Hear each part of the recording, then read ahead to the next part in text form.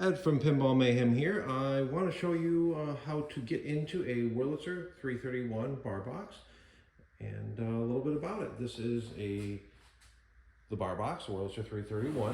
It is from about, I believe, 1940. It's called pre-war. By pre-war we mean before World War II. So anything before 1941, pre-war, then you got wartime. That because it changed manufacturing in industrial style. That's why you say pre-war and post-war on a lot of this golden age equipment. So this is a very unique and hard to find box. It's missing some of them had a nameplate here, some of it's on the inside. Some of them had an extended coin box, some of them didn't, and there's also other options. So this is the basic box. Now, you got your title displays here and here, and this would be a backlit little number wheel that you're able to view the selection, and when you drop your nickel in, it then will send whatever selection you have selected here. And both of these sides are made out of wood. This is cast metal, and this is your standard title holders that you would have in most of pre-war. They're actually called program holders at this era. They weren't called title strips. They would be the one side of the record. So this would support 24. So this would talk to I believe a 2-wire system. This is also self-powered. As you can see, this cord has seen better days. And in part of sprucing this up, I'm going to fix that. So my plan is to glue together some loose joints, strip the wood down, glue that together, make this look better, clean up, make sure everything is free, put a new cord on, get it light up, and get the mechanics working. So I want to show you a little bit about this because they're not common. Behind here, there's a socket. We'll have to view that in another video. You can see there's clamps. There's clamps on the outside, 2 in the middle, and 3 on the bottom, where you would slip it onto the bar and you would be able to make the selection, but it would have the electronics less visible.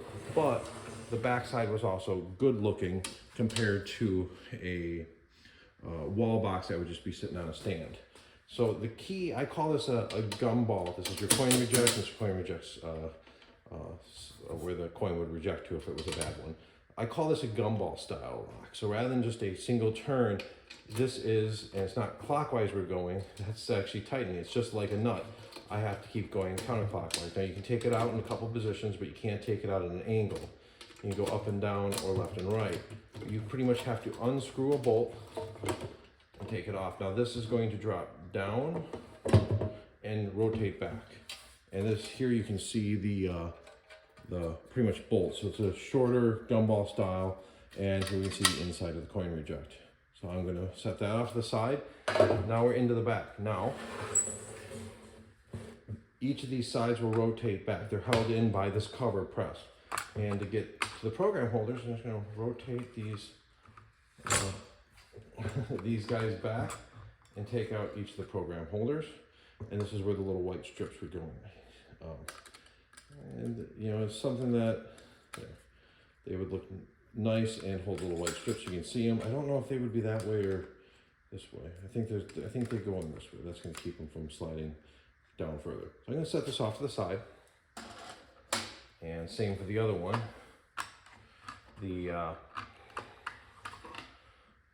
This one has a little damage of the diffuser panel, so I might have to remake one of those, and of course I'm missing the slots.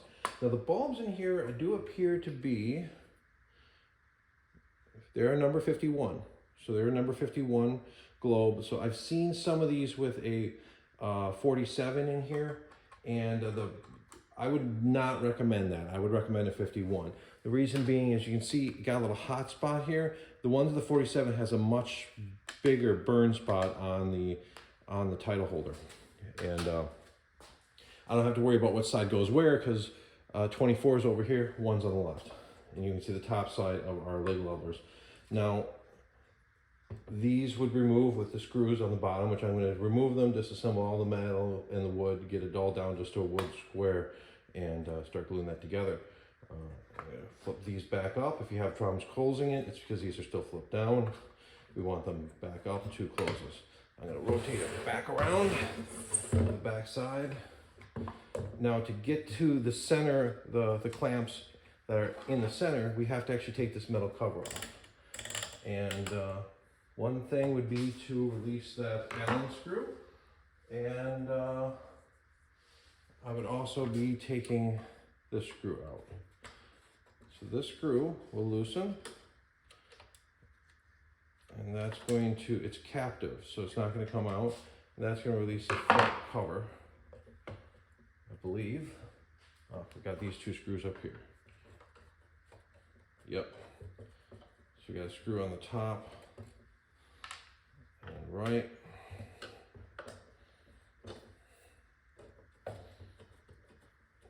And that's going to get this front cover loose. I don't want to pull it too much because I got to release that knob. This also is how to access the coin mechs and coin switch. Just rotate this forward, you see the coin switch, some of the electronics down here. The switch actually plugs in with this plug, so I can take the coin mech out.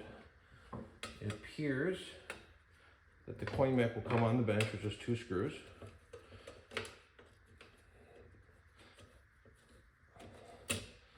That one and this one. This coin mech's going to have to get a good cleaning and lube up and make sure it's working. It's sticking a little bit now. So that's the coin mech. And notice it has just a regular house style plug and it's wired in. So for sake of being able to put this together, I like to keep all the screws in the same. I'm going to clean this up as I'm assembling it. So I'm just going to put that to the side. And now I have access to the full back. You can see some mechanisms down there. That's going to get a little bit of work. And we also see some of the adjuster screws here. I'm going to make sure I loosen those up. So the only thing left to do is, if you can see that, there's a little Allen head right there.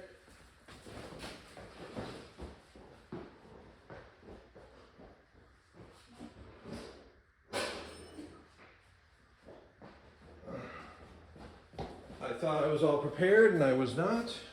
So let's see what size it is. That's some standard.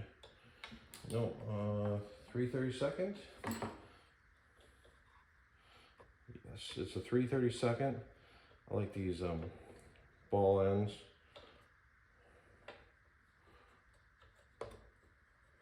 There's only one.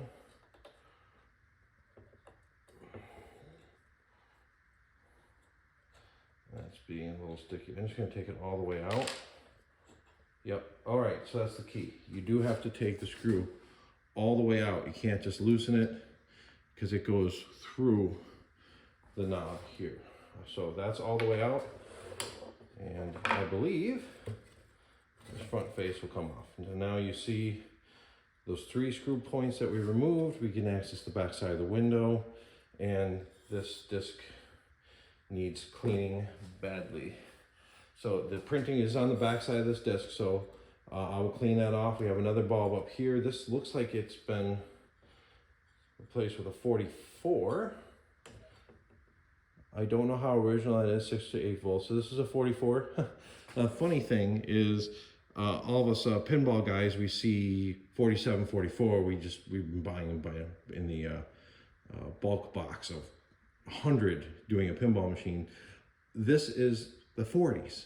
This is at this time, the pinballs didn't have all those lights on them.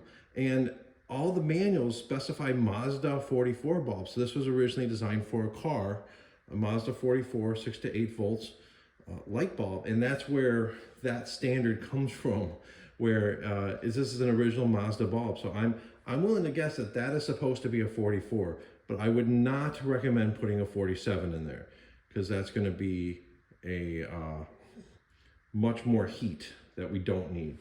Now we can see the top of the dial mechanism, and we've got a switch in there. So next time I'm going to be tearing it down even more. But right now my focus is to get this wood off, glue it up, and start refinishing that and see what I can do about making this look a little bit better as well. That's my next goal. Thank you for watching and learning a little bit about the Wurlitzer 331 bar box.